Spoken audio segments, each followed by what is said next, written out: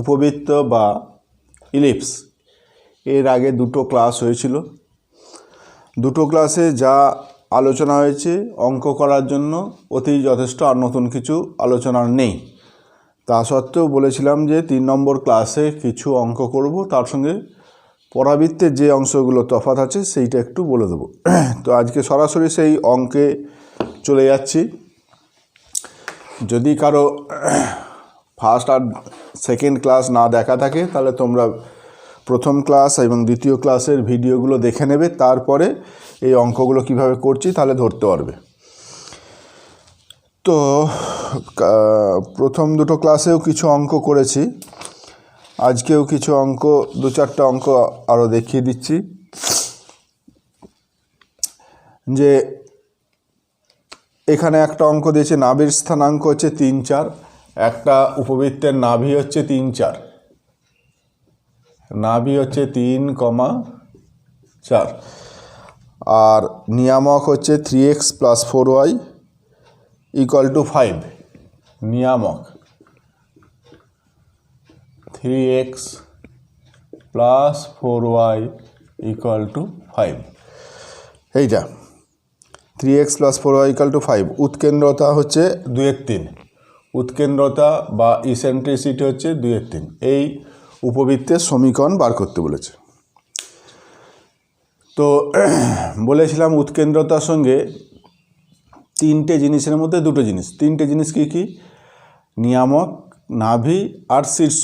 এই 3টের মধ্যে যদি 2টো বলে দেয় তাহলে যে ফর্মুলাটা দিয়ে অঙ্কটা করতে হয় সেইটা হচ্ছে SP/PM, SP/PM = E বা SP = EPM। এই ফর্মুলাটা SP = EPM, এই ফর্মুলাটা দিয়ে অঙ্ক করতে হবে। বা SP² = E² PM²। এখন নাভি আর নিয়ামক যদি বলে দেয় তাহলে খুব ভালো, সেটা অধিবৃত্তের অঙ্কতে আরও ডিটেলস বলেছিলাম, এখানে আর অত বলছি না। তো এই ক্ষেত্রে নাভি আর নিয়ামকই বলে দিয়েছে। যদি নাভি আর শীর্ষ বলে দিত তাহলে আমায় নিয়ামকটা বার করতে হতো, যদি শীর্ষ আর নিয়ামক বলে দিত তাহলে নাভিটা বার করতে হতো। মানে অ্যাকচুয়ালি এই ফর্মুলাটা দিয়ে অঙ্ক করার জন্য আমার চাই নাভির স্থানাঙ্ক চাই আর নিয়ামকের সমীকরণ, এই দুটো চাই, এই দুটো চাই। যদি নাভি আর শীর্ষ বলে দেয় তাহলে নিয়ামকটাকে বার করতে হবে, নিয়ামক আর শীর্ষ বলে দিলে নাভিটাকে বার করতে হবে, আর এই দুটো বলে দিলে একদম সরাসরি হয়ে যাবে। তাহলে ধরে নেবে উপবৃত্তের উপর P যে কোনো একটা বিন্দু, উপবৃত্তের উপর P যে কোনো একটা বিন্দু, তার স্থানাঙ্ক হচ্ছে H, K। তাহলে SP মানে হচ্ছে এই নাভি থেকে দূরত্ব, অর্থাৎ √of কত? H - 3 তার whole square plus K - 4 whole square, SP² সমান EPM। E মানে কত? না 2/3। PM মানে এই বিন্দু থেকে এই সরলরেখার দূরত্ব, এই সরলরেখা মানে এইটা -5 = 0, এই সরলরেখার দূরত্ব। একটা বিন্দু থেকে সরলরেখার দূরত্বের ফর্মুলা জানো, 3 × H + 4 × K - 5/√of এইটার স্কোয়ার প্লাস এইটার স্কোয়ার, 3-এর স্কোয়ার প্লাস 4-এর স্কোয়ার। এই হচ্ছে SP = EPM হয়ে গেল। বা SP², SP তার স্কোয়ার = E² PM²। SP² মানে কি? এর রুটটা উঠে গেল, SP²। E² মানে হচ্ছে এইটা, PM² মানে এইটা, এইটা। এইবার এই হোল স্কোয়ারটা ভাঙবে, এই হোল স্কোয়ারটা ভাঙলে কত হচ্ছে? H² - 6H + 9 plus K² - 8K + 16 = 4/9 into এটা 3H + 4K - 5 তার হোল স্কোয়ার বাই 5। এইবার কোনাকুনি গুণ করে নেবে, A + B + C হোল স্কোয়ারের ফর্মুলা ভাঙবে, দিয়ে লাস্টে সব বাঁ দিকে নিয়ে চলে আসবে, যেটা পাবে সেইটাই H-এর জায়গায় X, K-এর জায়গায় Y বসিয়ে দেবে, তাহলেই তুমি উপবৃত্তের সমীকরণ পেয়ে যাবে, উপবৃত্তের সমীকরণ পেয়ে যাবে। আর আমি করছি না, এরপরে যে ক্যালকুলেশনটা নিজেরা করে নেবে। A + B + C হোল স্কোয়ারের ফর্মুলাটা ভাঙবে, 5 × 9 = 45, এই পাশে গুণ করে দেবে, 4 দিয়ে এটাকে গুণ করবে, দিয়ে সব বাঁ দিকে নিয়ে চলে আসবে, যা কাটাকুটি করার করবে, দিয়ে আদর্শ আকার এই আকারে দেখবে সাজানো যায় কি না, এই আকারে সাজিয়ে তুমি সমীকরণটা বার করবে।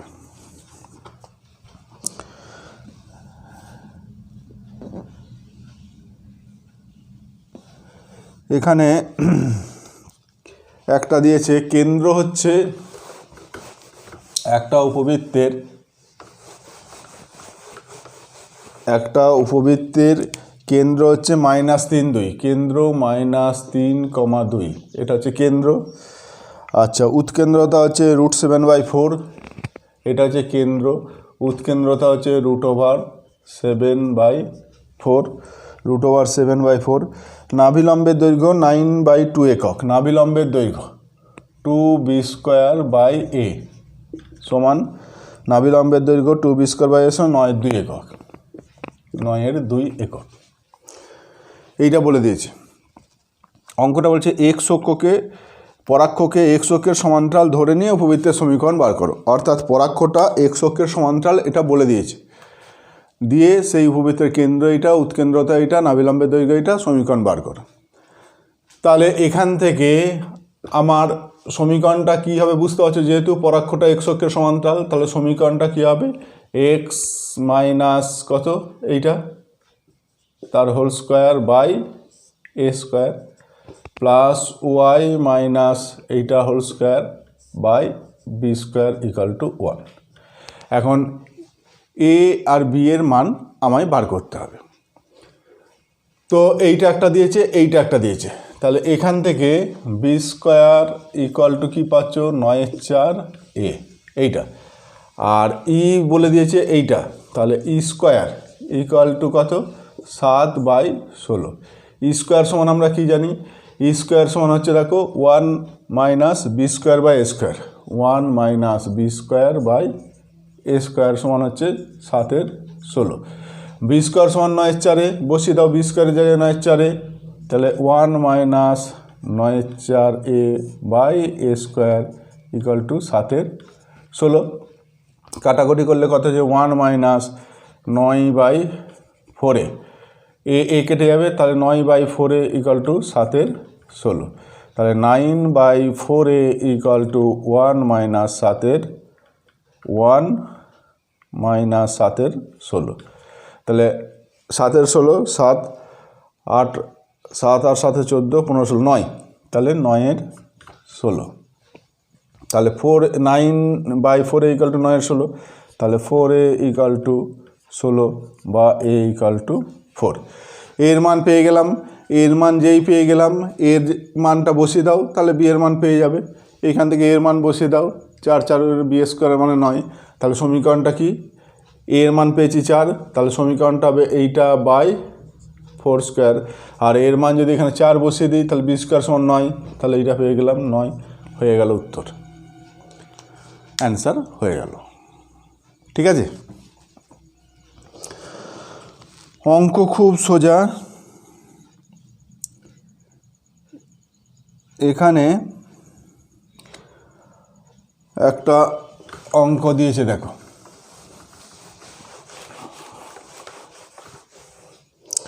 এখানে একটা অঙ্ক দিয়েছে, একটি বিন্দু এমনভাবে গতিশীল যে x সমান -8 সরলরেখা থেকে দূরত্ব, x সমান -8 এই সরলরেখা থেকে দূরত্ব 2, 0 বিন্দু থেকে দূরত্বের দ্বিগুণ, 2, 0 বিন্দু থেকে দূরত্বের দ্বিগুণ।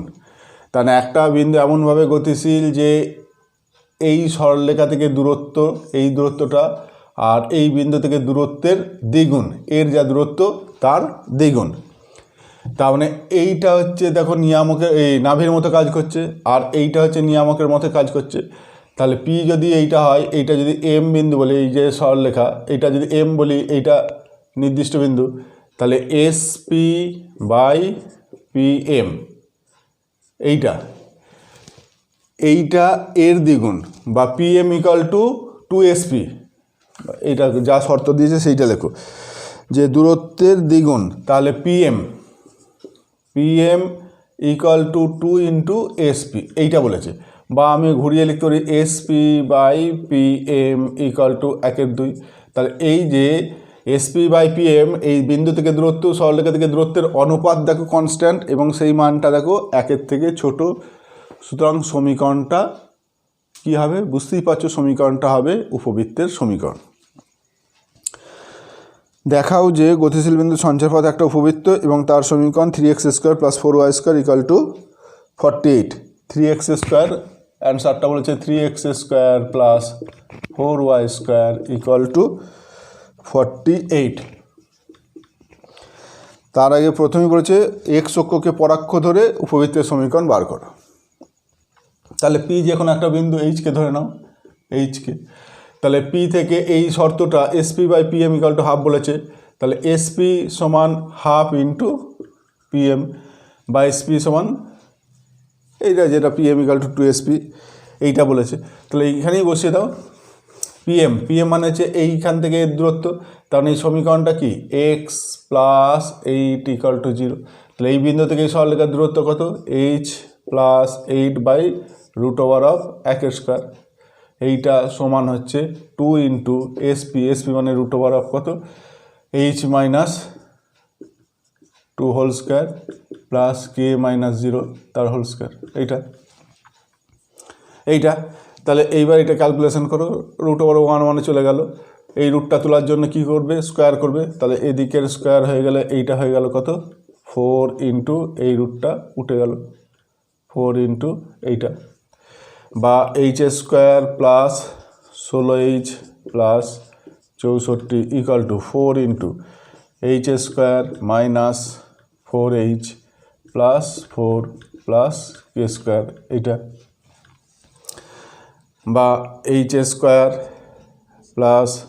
16h + 64 কত 4h² - 16h + 16 প্লাস কত 4k²।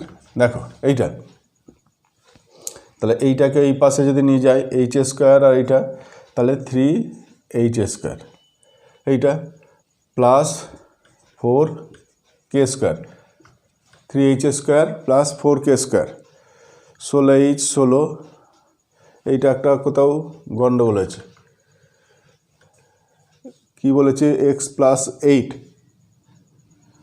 সরলরেখা কি বলেছে x ও x - 8 = 0 সরলরেখা থেকে x - এটা সমীকরণটা ভুল লিখেছিলাম, x - 8 = 0, x - 8 = 0, এইটা ছিল নিয়ামকের সমীকরণ। তাহলে x - 8 মানে এইটা এক্সের জায়গায় h আর কে নেই, তাহলে এইটা হচ্ছে মাইনাস হয়ে যাবে, এইটা মাইনাস হওয়া মানে এইটা মাইনাস হবে, তাহলে এইটা মাইনাস হবে, তাহলে এইটা মাইনাস হওয়া মানে এইটা কেটে গেল, ঠিক আছে।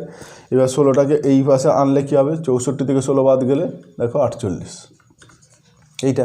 এবার এইচের জায়গায় x, কে এর জায়গায় y বসিয়ে দাও, তাহলে 3x² + 4y² = 48, এইটাই হচ্ছে সঞ্চারপথের সমীকরণ।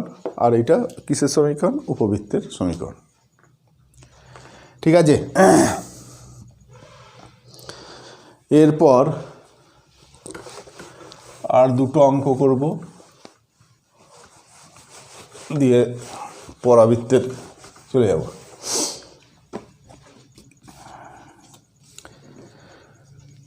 এখানে একটা অঙ্ক দিয়েছে যে প্রমাণ করো যে কোনো উপবৃত্তের একটা নাভিলম্বের উপরের প্রান্ত বিন্দু এবং অপর নাভিলম্বের নিম্নের প্রান্ত বিন্দুর সংযোজক সরলরেখা উপবৃত্তের কেন্দ্রবিন্দু দিয়ে যায়। একটা উপবৃত্ত পরাক্ষটাকে x অক্ষ ধরে নিয়ে উপবৃত্তর এই প্রমাণটা করতে দিয়েছে। তো উপবৃত্তের সমীকরণটা ধরছি x² / a² + y² b² = 1, যেখানে হচ্ছে এটা > b, অর্থাৎ পরাক্ষটা x অক্ষ বরাবর এটা ধরে নিয়েছি। একটা নাভিলম্বের উপরের প্রান্তবিন্দু অপর নাভিলম্বের নিম্নের প্রান্তবিন্দু, অর্থাৎ এই যে নাভিলম্ব এই উপরের প্রান্তবিন্দু আর এইটা নিম্নের প্রান্তবিন্দু, এই দুটোর সংযোজক সরলরেখা সবসময় কেন্দ্রবিন্দু দিয়ে যায়, এটা প্রমাণ করতে বলেছে। তাহলে এই উপবৃত্তের কেন্দ্র কত 0 0, এই বিন্দুটার স্থানাঙ্ক কত নাভিলম্বের এই প্রান্তবিন্দু a, b² / a, A E comma B square by A. অপর নাভিলম্বের নিম্নের প্রান্তবিন্দু এইটার স্থানাঙ্ক কত? Minus A E comma minus B square by A. তাহলে এই দুটো বিন্দুর সংযোজক সরলরেখা কেন্দ্র দিয়ে যাবে, এটা আমায় দেখাতে হবে। তাহলে এই দুটো বিন্দুর সংযোজক সরলরেখার সমীকরণ, তাহলে দুই বিন্দুগামী সরলরেখার সমীকরণ কি জানো? ওয়াই মাইনাস ওয়াই ওয়ান মানে কত? B square by A equal to y two minus y one, এইটা মাইনাস এইটা বা এইটা মাইনাস এইটা করো, তাহলে B square by A minus এইটা বি স্কোয়ার বাই এ হয়ে গেল। এইটা মাইনাস এইটা, তাহলে এ ই মাইনাস এ ই, এইটা ইন্টু এক্স মাইনাস এইটা। এই সরলরেখাটা কেন্দ্র দিয়ে যাবে আমায় প্রমাণ করতে হবে। তার মানে এই সরলরেখাটা 0 0 বিন্দু দিয়ে স্যাটিসফাই করছে দেখাতে হবে।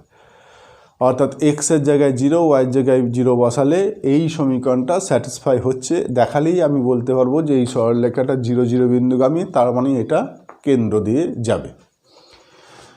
তাহলে এইটা বাম পক্ষ কত হচ্ছে? Y minus B square by A, এইটা 2 বি স্কোয়ার বাই এ 2 এ, তাহলে বি স্কোয়ার বাই এ আর নিচে এ ই, তাহলে এটা ই হয়ে গেল ইন্টু এক্স মাইনাস এইটা। তাহলে Y minus B square by A equal to কত? B square by A E into X minus A, বা এইটাকে বাম পাশে নিয়ে এসো, এইটা ইকুয়াল টু 0। এখন 0 0 এক্সের জায়গায় 0, ওয়াইয়ের জায়গায় 0 বসিয়ে দিয়ে যদি দেখি যে বাম পক্ষটা 0 হচ্ছে, তাহলে বলবো এটা স্যাটিসফাই করছে। তাহলে এক্সের জায়গায় 0, ওয়াইয়ের জায়গায় 0 বসালে এই অংশের মানটা কী হচ্ছে দেখো, এইটা এক্সের জায়গায় 0, ওয়াইয়ের জায়গায় 0 যদি বসাই, তাহলে 0 minus B square by A minus B square by A E into 0 minus A E, এইটা। তাহলে minus B square by A minus এইটা 0 সঙ্গে 0 গুণ হয়ে গেল, আর এইটা মাইনাস বি স্কোয়ার কী হলো? বি স্কোয়ার এইখানে ঠিক করলাম, B square 2 B square by A আর 2 A E O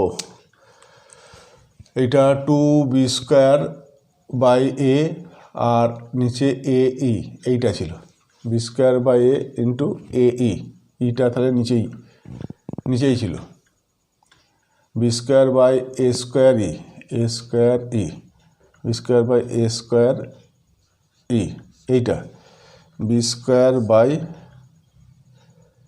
A square E আর এইটা, তাহলে ই কেটে যাবে, তাহলে বি স্কোয়ার বাই এ। দেখো এইটা 0 সঙ্গে গুণ করলে 0 হয়ে গেল, আর ই কেটে গেল, একটাই রইল, তাহলে বি স্কোয়ার বাই এ সমান কত? 0। তাহলে এক্সের জায়গায় 0 আর ওয়াইয়ের জায়গায় 0 বসিয়ে এই পক্ষের মানটা পেলাম 0, ডান পক্ষেও ছিল 0, অতএব এটা স্যাটিসফাই করলো।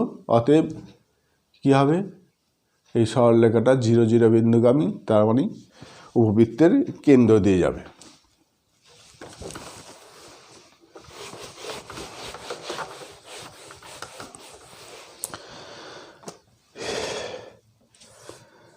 এইবার এই অঙ্কটা করছি, দেখো এই অঙ্কটা খুব ভালো অঙ্ক,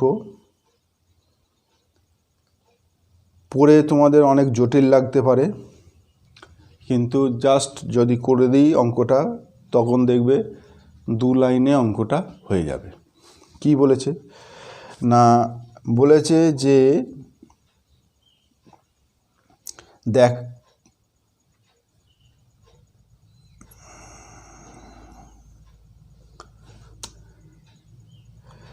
একটা উপবৃত্তের কেন্দ্র হচ্ছে ও, অর্ধপাক্ষ বি একক। একটা উপবৃত্তের কেন্দ্র হচ্ছে ও আর অর্ধপাক্ষ বি।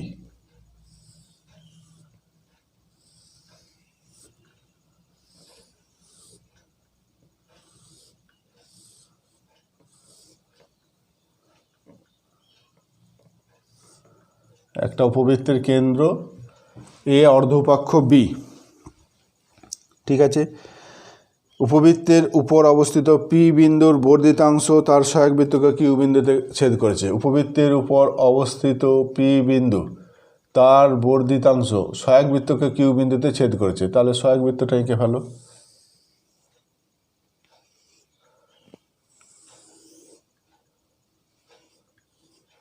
সহায়ক বৃত্তকে কিউ বিন্দুতে ছেদ করেছে। উপবৃত্তের উপর অবস্থিত একটি বিন্দুর কোটির বর্ধিতাংশ সহায়ক বৃত্তকে কিউ বিন্দুতে ছেদ করেছে। ঠিক আছে, কিউ বিন্দুতে ছেদ করে। পি বিন্দু দিয়ে অঙ্কিত ও কিউ এর সমান্তরাল সরলরেখা কিউ বিন্দুতে অঙ্কিত পি বিন্দুতে অঙ্কিত ও কিউ, ওটা হচ্ছে কেন্দ্র, ও কিউ এর সমান্তরাল সরলরেখা পরাক্ষকে কোন বিন্দুতে ছেদ করেছে? জি বিন্দুতে ছেদ করেছে। এই জি বিন্দুতে ছেদ করেছে। তাহলে প্রমাণ করো পিজি ইকুয়াল টু বি, এইটা দেখাতে বলেছে। পিজি ইকুয়াল টু বি, এইটা দেখাতে বলেছে। এই উপবৃত্তটার সমীকরণ হচ্ছে x square by A square plus y square by B square equal to 1, যেহেতু বলেছে অর্ধ উপাক্ষ বি। ঠিক আছে, তাহলে অঙ্কটা কি বলেছে আবারও বলছি। একটা উপবৃত্ত যার উপরে পি যে কোনো একটা বিন্দু, পি বিন্দুর কোটির বর্ধিতাংশ সহায়ক বৃত্তকে কিউ বিন্দুতে ছেদ করেছে। পি বিন্দু দিয়ে ও কিউ এর সমান্তরাল সরলরেখাটা নিয়েছি, যেটা পরাক্ষকে জি বিন্দুতে ছেদ করেছে। প্রমাণ করতে হবে পিজি এই দৈর্ঘ্যটা এই অর্ধ উপাক্ষের সঙ্গে সমান, এইটা দেখাতে হবে। ঠিক আছে, অনেকভাবে করা যায়, তবে খুব সহজ হচ্ছে এইটা, যে পি বিন্দুর স্থানাঙ্ক কি? A cos theta B sine theta. এইটা A cos theta B sine theta, যেখানে থিটা হচ্ছে উৎকেন্দ্রিক কোণ, অর্থাৎ এই কোণটা যদি থিটা হয়, এইটাও তার মানে থিটা। তো পি বিন্দুর স্থানাঙ্ক A cos theta B sine theta. তাহলে কিউ বিন্দুর স্থানাঙ্ক কত হবে? না, এইটা ভুজটা একই থাকবে, কোটিটা কী হবে? এইটা এ, যেহেতু সহায়ক বৃত্ত এই ব্যাসার্ধটা এ, তার মানে এইটা এ। তাহলে কিউ বিন্দুর স্থানাঙ্ক আমরা জানি এ কস থিটা এ সাইন থিটা, এ কস থিটা এ সাইন থিটা। ঠিক আছে, এইটা আগে এই সম্বন্ধে আলোচনা হয়েছিল। এখন দেখো, এই যে দুটো ত্রিভুজ, এইটাকে যদি আমি এন বলি, তাহলে পি জি এন এই যে ছোট ত্রিভুজটা, আর কিউ ও এন এই বড় ত্রিভুজটা, দুটো ত্রিভুজ দেখো সদৃশ্যকোণী, দুটো ত্রিভুজ তোমরা দেখি বুঝতে পারছো। তাহলে সদৃশ্যকোণী যদি হয়, তাহলে বাহুগুলো সমানুপাতি হবে, অর্থাৎ পিজি বাই ও কিউ এইটা সমান কি হবে? PN by QN. এইটা বলো ঠিক লিখলাম কিনা? এই ছোট ত্রিভুজটা আর এই বড় ত্রিভুজটা সদৃশ্যকোণী, তাহলে এই বাহুটা বাই এই বাহুটা সমান এই ছোট পিএন সমান কিউএন, পিএন বাই কিউএন। তাহলে পিজি বাই ও কিউ মানে কি? বৃত্তের ব্যাসার্ধ মানে এ, সমান পিএন মানে এই বিন্দুটার কোটি, পি বিন্দুটার কোটি মানে b sine theta by QN, তাহলে কিউ বিন্দুর কোটি মানে এ সাইন থিটা। এইটা দেখো, এইবার সাইন থিটা কেটে গেল, সাইন থিটা চলে গেল, নিচে এ আছে, এই যে এ কেটে গেল, তাহলে কি হয়ে গেল? পিজি ইকুয়াল টু বি, যেটা প্রমাণ করতে দিয়েছিল দেখো চলে এলো, পিজি ইকুয়াল টু বি চলে এলো। অনেকভাবে অঙ্ক করা যায়, কিন্তু এইটা সব থেকে সহজ পদ্ধতি, একবার 2 লাইনে অঙ্কটা হয়ে যাবে। ঠিক আছে, আরও এই টাইপের অঙ্ক করেছি বলে আর করছি না, তবু একটা অঙ্ক বলে দিই। পি কিউ সরলরেখা এই উপবৃত্তের যে কোনো একটা দ্বিগুণ কোটি হলে পি এর নিকটতম পি কিউ যে বিন্দুতে সমত্রিখণ্ডিত হয় তার সঞ্চার পথ। আর করবো না, অধিবৃত্ততে এরকম অনেক অঙ্ক করেছি, আর করছি না, শুধু একই অঙ্ক করে লাভ নেই। এইবার যেটা হচ্ছে উপবৃত্তের সঙ্গে পরাবৃত্তের কী তফাৎ, এইবার দেখো। প্রথমেই হচ্ছে যে সংজ্ঞাটা কি বলবে, সংজ্ঞাটা সেই একই, শুধুমাত্র লাস্ট বাক্যটা একটু পাল্টাবে। কি সেটা পরাবৃত্তের সংজ্ঞাটা তাহলে কি বলবো, যে সমতলে চলমান একটা বিন্দু যদি এমনভাবে গতিশীল হয় যে সমতলে একটা নির্দিষ্ট বিন্দু থেকে দূরত্ব এবং একটি নির্দিষ্ট থেকে সরলরেখা থেকে দূরত্বের অনুপাতটা ধ্রুবক এবং এই ধ্রুবকের মানটা গ্রেটার দ্যান 1 হলে ওই চলমান বিন্দুর সঞ্চারপথকে বলা হবে পরাবৃত্ত। পরাবৃত্ত, ঠিক আছে। এবং পরাবৃত্তের ছবিটা কেমন হবে, পরাবৃত্তের ছবিটা হচ্ছে দেখো এইটা, মানে এই দিকটাও একটা অধিবৃত্তের মতো, এইটাও একটা অধিবৃত্তের মতো, এইটা হচ্ছে পরাবৃত্তের ছবি। পরাবৃত্তের ছবি এইটা, এই ব্রাঞ্চটাও চলে যাবে অসীম পর্যন্ত, এটাও এটাও এটাও। তাহলে এইটা দেখো পরাবৃত্তটা বদ্ধ অপেক্ষক নয়, বৃত্তটা ছিল বদ্ধ, অধিবৃত্তটা বদ্ধ নয়, উপবৃত্তটা বদ্ধ, পরাবৃত্তটা বদ্ধ নয়। এই হচ্ছে পরাবৃত্তের ছবি। এইটা এক্স অক্ষ, x x dash, y y dash, এইটা। এই পরাবৃত্তের সমীকরণ কি, পরাবৃত্তের সমীকরণ এই প্লাসের জায়গাটায় শুধু হয়ে যাবে মাইনাস, প্লাসের জায়গাটা হয়ে যাবে মাইনাস, ঠিক আছে। তাহলে এই পরাবৃত্তের সমীকরণ হচ্ছে x square by A square minus y square by B square equal to 1। এইটা হচ্ছে পরাবৃত্তের সমীকরণ। অর্থাৎ উপবৃত্তের সমীকরণে দুটোই ছিল ধনাত্মক, এর বেলায় একটা চিহ্ন ধনাত্মক, একটার ঋণাত্মক, একটার ধনাত্মক, একটা ঋণাত্মক। এই পরাবৃত্তের কেন্দ্র কত, কেন্দ্র একই 0 0, এইটা হচ্ছে কেন্দ্র পরাবৃত্তের, এইটাকে বলা হবে কেন্দ্র, তার স্থানাঙ্ক 0 0। শীর্ষের স্থানাঙ্ক কত, প্লাস মাইনাস a0, এইটা হচ্ছে a আর এইটা হচ্ছে a ড্যাশ। এইটা হচ্ছে a0, এর স্থানাঙ্ক হচ্ছে a, a, 0 আর এইটা হচ্ছে মাইনাস a, 0। নাভির স্থানাঙ্ক একই, প্লাস মাইনাস a e, 0, এইটা হচ্ছে s, এইটা হচ্ছে s ড্যাশ। এর স্থানাঙ্ক হচ্ছে a e, 0, এর হচ্ছে মাইনাস a e, 0। নিয়ামকের সমীকরণ কি, x সমান প্লাস মাইনাস a, এইটা হচ্ছে একটা নিয়ামক, এইটা হচ্ছে একটা নিয়ামক। এইটা x সমান a বাই e আর এইটা x সমান minus a by e, x সমান plus minus a by e। এর বেলায় নামটা শুধু পাল্টে যাবে, এইটা হচ্ছে পরাক্ষ না লিখে এইটাকে লেখা হয় অনুবন্ধী, অনুবন্ধী অক্ষের দৈর্ঘ্য 2a। এই যে a ড্যাশ, এইটাকে বলা হয় অনুবন্ধী অক্ষ, এই দুটো শীর্ষের মধ্যবর্তী। উপবৃত্তের বেলায় যেমন দুটো শীর্ষের মধ্যবর্তী অংশটাকে বলা হয় পরাক্ষ, এর বেলায় দুটো শীর্ষের মধ্যবর্তী অংশটাকে নামটা শুধু পাল্টে যায়, দিয়ে বলা হয় অনুবন্ধী অক্ষ। এই অনুবন্ধী বলছি, তির্যক অক্ষ, ভুল লিখলাম, এটা তির্যক অক্ষ বলে।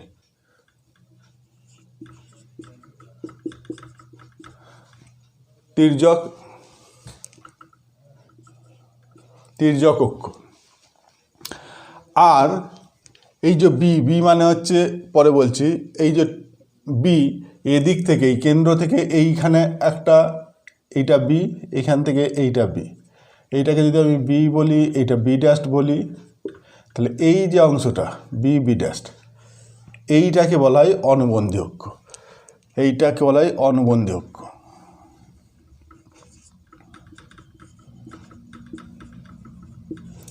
অনুবন্ধী অক্ষ, অক্ষের দৈর্ঘ্য।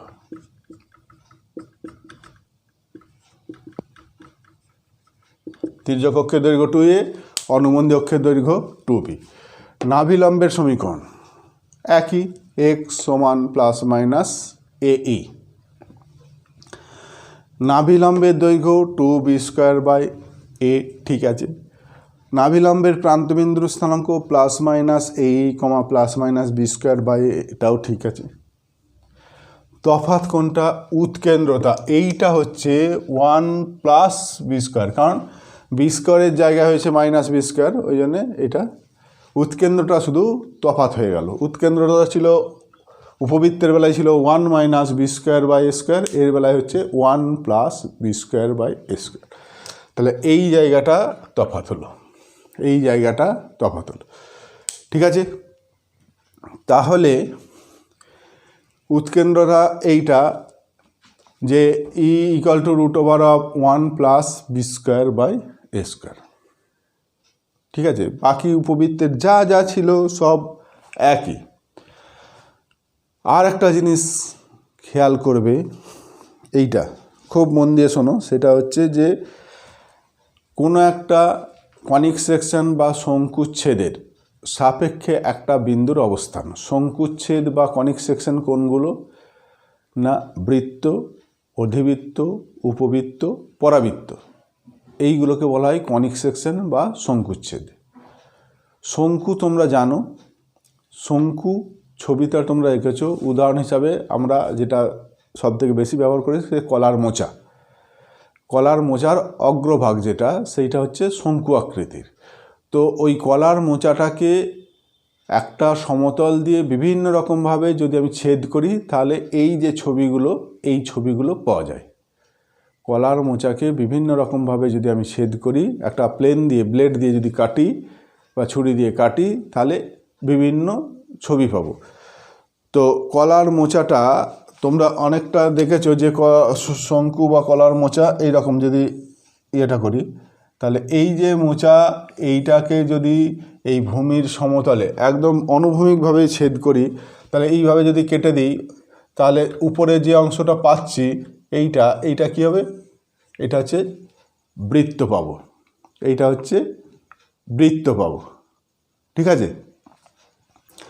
যদি এই নিচের কোনো একটা অংশ এইভাবে কেটে দিই, তাহলে এই যে কেটে দিলাম, তাহলে এইখানে যেটা পাবো, এইখানে দেখবে যে একটা নিচের অংশটা কেটে দিলে এই টাইপের পাবে, যে একটা কলার মোচা আছে, নিচেটা যদি কেটে দিই তাহলে এইরকম একটা কার্ভ পাবে। এইটা একটা কলার মোচা আছে, শঙ্কু আকৃতি কলার মোচা আছে, মেঝেটাই এইরকম কেটে দিলে তোমার যে এটা বক্রটা পাবে সেটা এইরকম পাবে, সেইটা হচ্ছে অধিবৃত্ত। যদি কলার মোচাটাকে এই ভূমি থেকে একটু উপরে এইভাবে আড়াআড়িভাবে কাটি, তাহলে কি হবে? এইখানে দেখবে যে এইরকম একটা পাচ্ছ, সেইটা হচ্ছে উপবৃত্ত, সেইটা হচ্ছে উপবৃত্ত। ঠিক একই রকমভাবে কলার মোচার দুদিকটা যদি এরকম কেটে দিই, তাহলে ডান দিকেও একটা এরকম অধিবৃত্তের মতো পাবো, বাম দিকেও একটা অধিবৃত্তের মতো পাবো। এই দুটোকে একসঙ্গে মিলে তোমার পরাবৃত্তের মতো দেখতে হবে। অর্থাৎ একটা শঙ্কুকে প্লেন দিয়ে বিভিন্নভাবে কাটলে এই ছবিগুলো পাওয়া যায়, এই জন্য এগুলোকে বলা হয় শঙ্কুচ্ছেদ। তো এই যে শঙ্কুচ্ছেদ, বৃত্ত, অধিবৃত্ত, উপবৃত্ত, পরাবৃত্ত, এই চারটে, তার মধ্যে বৃত্ত, অধিবৃত্ত, উপবৃত্ত, এইগুলোই আমরা জেনেছি একটা বিন্দুর অবস্থান কি করে বার করে। অর্থাৎ অবস্থান জানতে চেয়েছে মানে বিন্দুটা ওই বৃত্ত, অধিবৃত্ত, উপবৃত্ত এদের ভিতরে না বাইরে না উপরে আছে সেটা টেস্ট করা। সেটা টেস্ট করার নিয়ম কি বলেছিলাম? যে সমীকরণের ডান দিক থেকে সব বাম দিকে নিয়ে চলে আসবে, ডান দিকটাকে 0 করবে, দিয়ে এক্সের জায়গায় আর ওয়াইয়ের জায়গায় বিন্দুটা বসাবে। যদি বসানোর পর যে মানটা পেলে সেইটা যদি 0 পাও, তাহলে বাঁ দিক ডান দিক সমান হয়ে গেল, স্যাটিসফাই করে গেল, তাহলে উপরে। যদি 0 না পাও, তাহলে ওই ভ্যালুটা দেখবে, যদি পজিটিভ পাও তাহলে বলেছিলাম বাইরে, নেগেটিভ পেলে ভিতরে। পরাবৃত্তের বেলায় জাস্ট উল্টোটা, এইটা খেয়াল রাখবে। পরাবৃত্তের বেলায় একটা বিন্দুর অবস্থান নির্ণয় করতে হলে তোমায় যেটা করতে হবে, যে সমীকরণের ডান দিক থেকে সব বাম দিকে নিয়ে চলে আসবে, ডান দিকটাকে 0 করবে, দিয়ে এইবার বাম দিকে যে অংশটা পেলে সেইখানে এক্সের জায়গায় আর ওয়াইয়ের জায়গায় বিন্দুটার ভুজ কোটি বসিয়ে দেবে, ক্যালকুলেশন করবে। যদি 0 হয়ে স্যাটিসফাই করে গেল, তাহলে পরাবৃত্তের উপরে বলবে।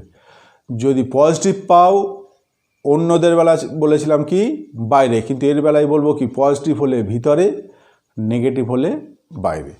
পরাবৃত্ত যদিও এটা বদ্ধ নয়, এর ভিতর বাইরে বলে কিছু হওয়া উচিত নয়, তা সত্ত্বেও চলতি কনভেনশন বা চলতি ধারণা যেটা, সেটা হচ্ছে এইগুলোকে বলা হয় পরাবৃত্তের ভিতরের দিক, আর এই জায়গাগুলোকে বলা হয় পরাবৃত্তের বাইরের দিক। এই দিকের অংশটা এইটাকে বলা হয় পরাবৃত্তের ভিতরের দিক, এই দিকের এই অংশটাকে বলা হয় পরাবৃত্তের ভিতরের দিক, আর এইগুলো বাইরের দিক। ঠিক আছে? তো এই পরাবৃত্তের সমীকরণ, এই হচ্ছে পরাবৃত্তের ছবি, এই হচ্ছে তার যাবতীয় যা আছে, উপবৃত্তের যা জানো তাই। অঙ্কও দেখবে সব একই অঙ্ক। আর উপবৃত্তের যেমন প্যারামেট্রিক সমীকরণ কী ছিল? A cos theta B sine theta. এই পরাবৃত্তের প্যারামেট্রিক ইকুয়েশন হচ্ছে X equal to A sec phi B tan phi. এই ফাইটা হচ্ছে উৎকেন্দ্রিক কোণ, A sec phi B tan phi, বা A sec theta B tan theta. ঠিক আছে?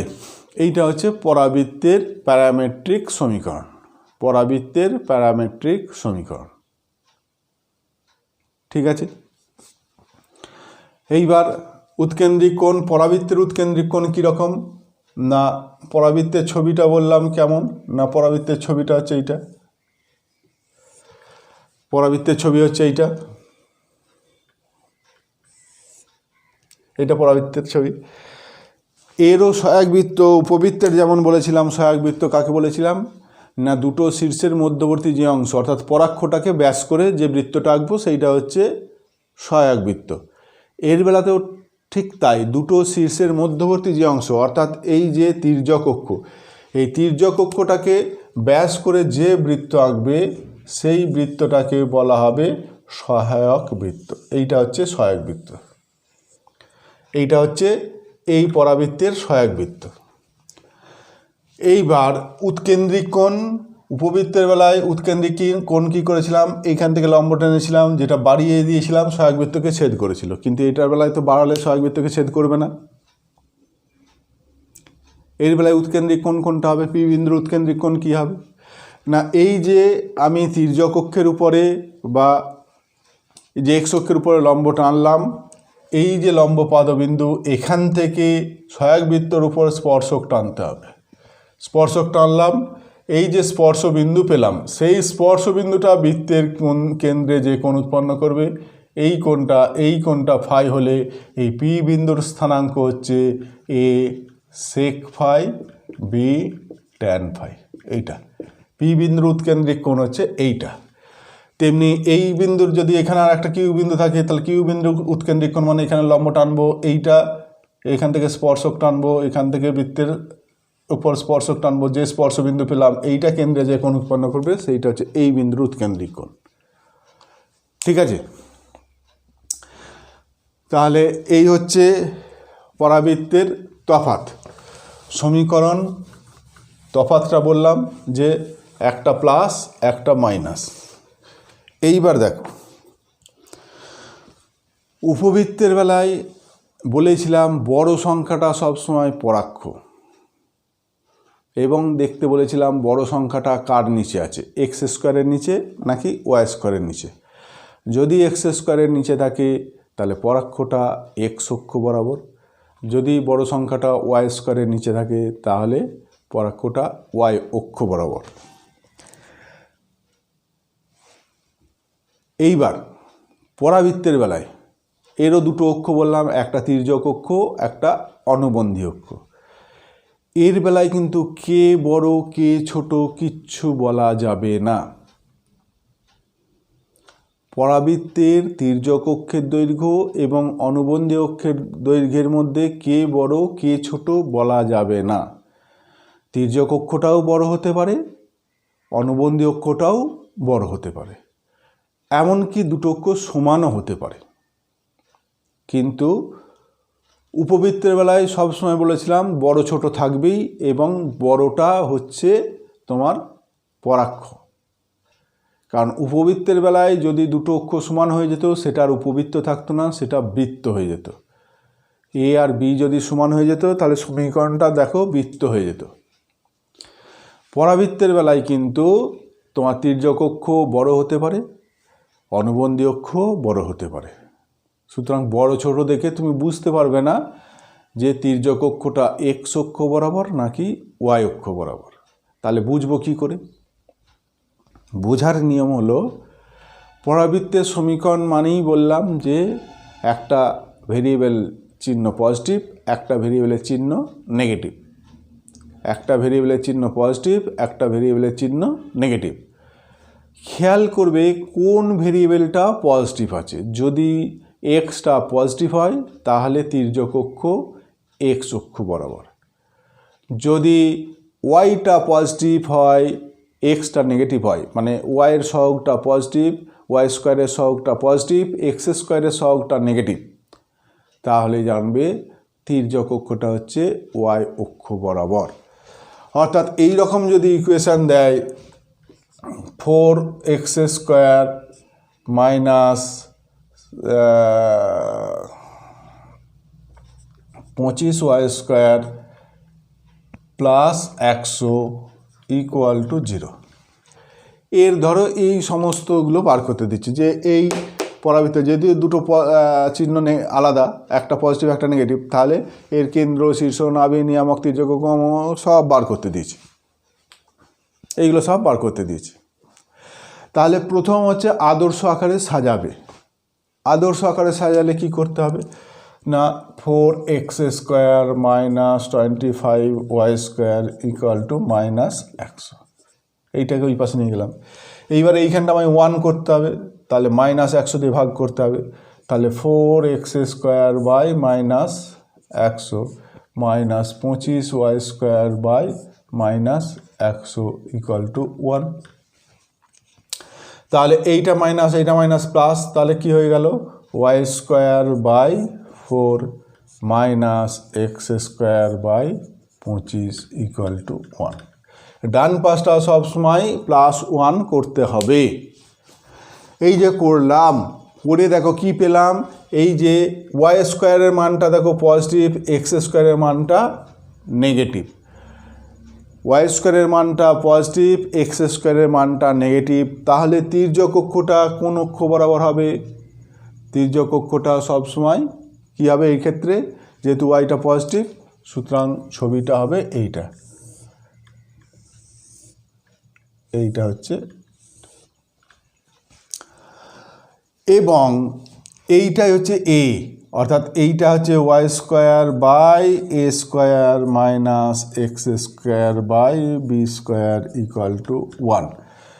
এইটা এ, অর্থাৎ পজিটিভটা সবসময় এ, পজিটিভ। ওর বেলায় যেমন লিখেছিলাম বড় সংখ্যাটি সবসময় এ উপবৃত্তের বেলায়, এর বেলায় কি হবে, এ কোনটা হবে, পজিটিভ বা ধনাত্মক, পজিটিভ সংখ্যাটি এ, ধনাত্মক যেটা সেইটা হচ্ছে এ।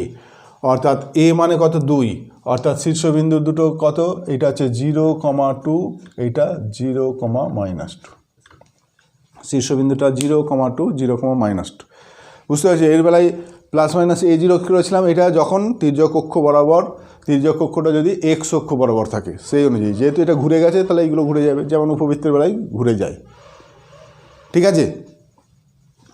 এ কোনটা, পজিটিভটা সবসময় এ আর নেগেটিভটা বি, ঠিক আছে। এই হচ্ছে পরাবৃত্তের সঙ্গে উপবৃত্তের তফাৎ। তাহলে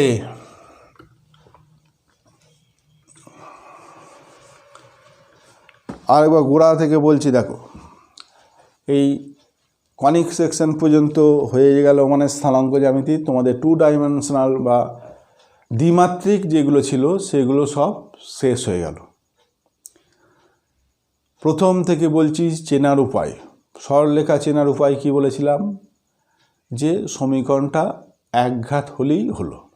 যদি দেখো যে সমীকরণটা একঘাত তাহলেই সেটা সরলরেখা। এরপরে বৃত্ত চেনার উপায় কি, সমীকরণটা দ্বিঘাত হবে, শুধু দ্বিঘাত হবে না, সেখানে শর্ত ছিল যে এক্স স্কোয়ারের সহগটা আর ওয়াই স্কোয়ারের সহগটা ইকুয়াল হতে হবে। এক্স স্কোয়ারের সহগ আর ওয়াই স্কোয়ারের সহগ ইকুয়াল হবে, এক্স ওয়াই যুক্ত রাশি থাকবে না। এই ছিল শর্ত, সেটা হচ্ছে বৃত্ত।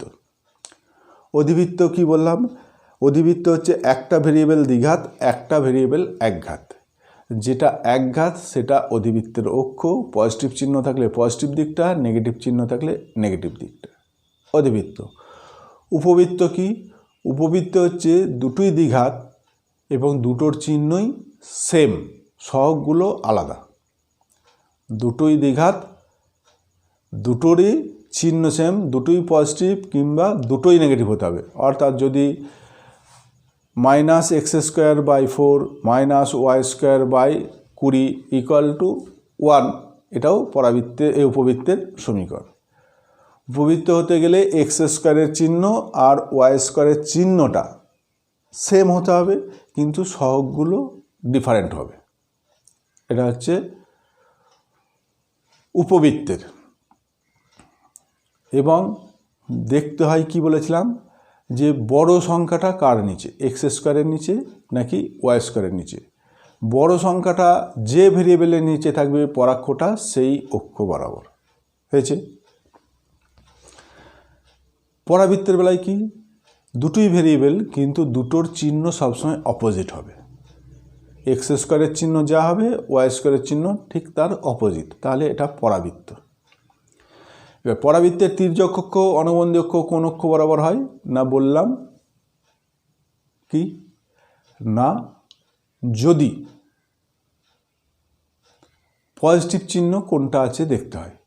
যদি x² সহগটা পজিটিভ হয় তাহলে তির্যক অক্ষটা হচ্ছে x অক্ষ বরাবর।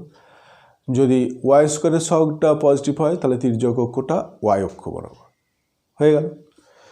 এবং পরাবৃত্তের বেলায় তোমার বড় ছোটোর ব্যাপার নেই, তির্যক অক্ষও বড় হতে পারে, অনুবন্ধী অক্ষও বড় হতে পারে। ঠিক আছে? একটা বিন্দুর অবস্থান, বৃত্ত, অধিবৃত্ত, উপবৃত্ত, এদের ক্ষেত্রে যে সমীকরণের ডান দিক থেকে বাঁ দিকে আনতে হয়। এইবার বাম অংশে তোমার ওই বিন্দুটার ভুজকটি বসিয়ে যদি 0 পাই তাহলে স্যাটিসফাই করে উপরে, যদি পজিটিভ পাই তাহলে বাইরে, আর নেগেটিভ পেলে ভিতরে। কিন্তু পরাবৃত্তের বেলায় ঠিক তার উল্টোটা, পজিটিভ পেলে কি ভিতরে আর নেগেটিভ পেলে বাইরে। ঠিক আছে? পরাবৃত্তের সমীকরণ কি বললাম? x² by a² minus y² by b² = 1। যেহেতু এক্সট্রা পজিটিভ তাহলে পরাবৃত্তটা ছবিটা কেমন না এইটা, এইটা। এইবার বলেছিলাম যে এই দুটো সব বড়, যে খুশি বড় হতে পারে, যে খুশি ছোট হতে পারে, সমানও হতে পারে। যে পরাবৃত্তের তির্যক অক্ষের দৈর্ঘ্য আর অনুবন্ধী অক্ষের দৈর্ঘ্য, তির্যক অক্ষের দৈর্ঘ্য আর অনুবন্ধী অক্ষের দৈর্ঘ্য সমান, তাকে বলা হয় সমপরাবৃত্ত। সমপরাবৃত্ত। সমপরাবৃত্তের উৎকেন্দ্রতা সবসময় √2 হয়। সমপরাবৃত্তের উৎকেন্দ্রতা সবসময় √2 হয়, কারণ উৎকেন্দ্রতার ফর্মুলা পরাবৃত্তের বেলায় কি, যে √(1 + b²/a²। যদি সমপরাবৃত্ত হয় তাহলে a আর b সমান, তাহলে b এর জায়গায় a হয়ে যাবে, তাহলে a²/a² কেটে গেলে 1, তাহলে √(1 + 1 = √2। সমপরাবৃত্তের উৎকেন্দ্রতা ওই জন্য সবসময় √2 হয়। সমপরাবৃত্তের উৎকেন্দ্রতা সবসময় √2 হয়। এই যে পরাবৃত্ত, এই পরাবৃত্তের এইটা এইটা a' বললাম, তাহলে এইটাকে বলা হবে তির্যক অক্ষ। আর ধরো এই অনুবন্ধী অক্ষের এইটা হচ্ছে অনুবন্ধী অক্ষটা বড় বললাম আমি, ধরো এটা b, এটা b'। ধরো এইটা bটা বড়, অর্থাৎ এইরকম যদি থাকে যে x²/4 মাইনাস y²/9 = 1, তাহলে বুঝতেই পারছো b এর মানটা বেশি। তাহলে তির্যক অক্ষ ছোট, অনুবন্ধী অক্ষ বড়। এখন যদি অন্য একটা পরাবৃত্ত থাকে, যদি এই রকম পরাবৃত্ত একটা পাও, এইটা, তাহলে এই পরাবৃত্তের তির্যক অক্ষ কোনটা? এইটা। আর যদি অনুবন্ধী অক্ষ এইটা হয়, এখান থেকে এই দৈর্ঘ্যটা যদি অনুবন্ধী অক্ষ হয়, অর্থাৎ সমীকরণটা যদি এইটা হয়,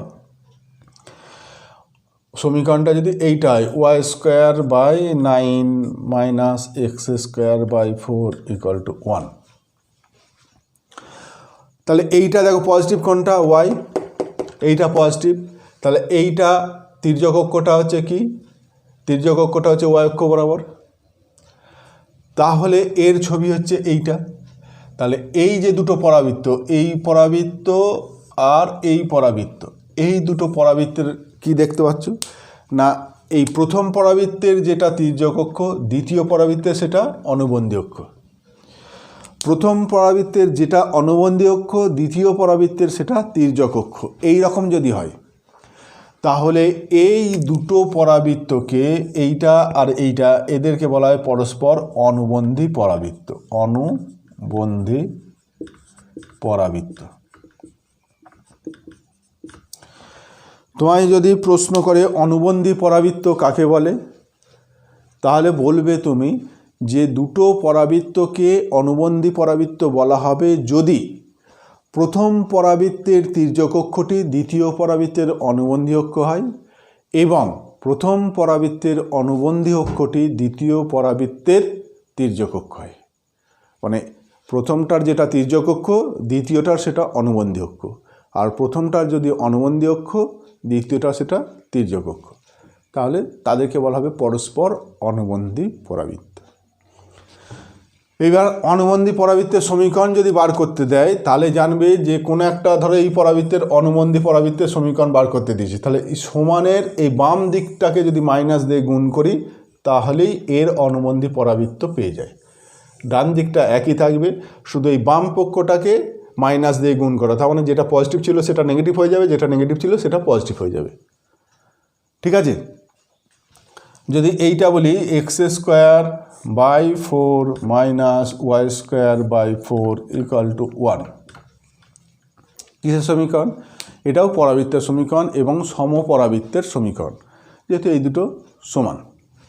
যদি বলে এর অনুবন্ধী পরাবৃত্তের সমীকরণ কী হবে, জাস্ট এই পাশটাকে বাম দিকেটাকে মাইনাস দিয়ে গুণ করবে, অর্থাৎ y²/4 - x²/4 = 1। এর অনুবন্ধী পরাবৃত্ত হচ্ছে এইটা। সমানের বাম দিকটাকে মাইনাস দিয়ে গুণ করলেই যেটা পাবে সেইটা হচ্ছে অনুবন্ধী পরাবৃত্ত। ঠিক আছে, অনুবন্ধী অক্ষ আর অনুবন্ধী পরাবৃত্ত দুটো শব্দ কিন্তু আলাদা। অনুবন্ধী অক্ষ আলাদা, অনুবন্ধী পরাবৃত্ত আলাদা। ঠিক আছে, এই পরাবৃত্ত সম্বন্ধে শেষ হয়ে গেল, আর কিছু নেই। আর একদিন শুধু পরাবৃত্তের 2-4টা অঙ্ক করে দেবো, পরাবৃত্তেরও 2-4টা অঙ্ক করে দেবো, তাহলেই হবে। মূল বিষয়টা হয়ে গেল, মূল বিষয়টা বুঝিয়ে দিলাম যে উপবৃত্তের সঙ্গে পরাবৃত্তের তফাৎ কী। তফাৎ শুধুমাত্র উৎকেন্দ্রতা তফাৎ, আর সমীকরণের কীরকম কী তফাৎ সেটা বললাম, আর একটা বিন্দুর অবস্থানের ক্ষেত্রে যেটা পার্থক্য আছে। ঠিক আছে, তাহলে পরের ক্লাসে শুধু কিছু অঙ্ক করে দেবো, তাহলেই তোমাদের স্থানাঙ্ক জ্যামিতিটা শেষ হবে। ঠিক আছে।